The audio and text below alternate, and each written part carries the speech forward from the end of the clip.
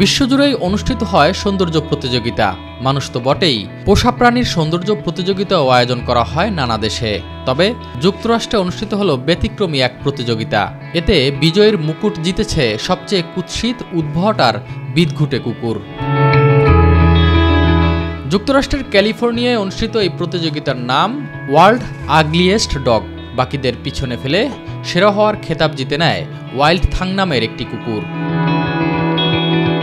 বিদঘুটে চেহারার জন্য বিচারক আর দর্শকদের ভোটে বিজয়ীর মুকুট জিতে নেয় কুকুরটি। প্রতিযোগিতায় দ্বিতীয় হওয়া কুকুরের নাম রোম।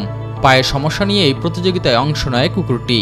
আগত দর্শকদের অনেকেই মনে করেন প্রথম হওয়ার যোগ্যতা ছিল রোমের। His little wheelie legs, he has to win. He came to my school last year and I hung out with him, I held him and I just kind of grew close to him. তবে বিচারকদের মতে যোগ্যতার নিরিখেই বিজয়ীকে বেছে নিয়েছেন তারা। Wild থাং বেশ জনপ্রিয় কুকুর। এর আগেও 5 বার সেই প্রতিযোগিতায় অংশ নিয়েছে।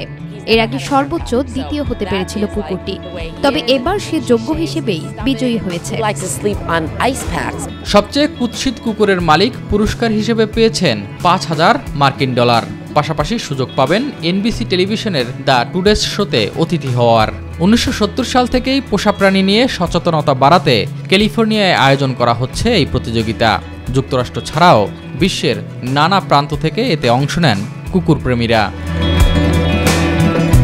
এস এম আরিফ, মাই টিভি।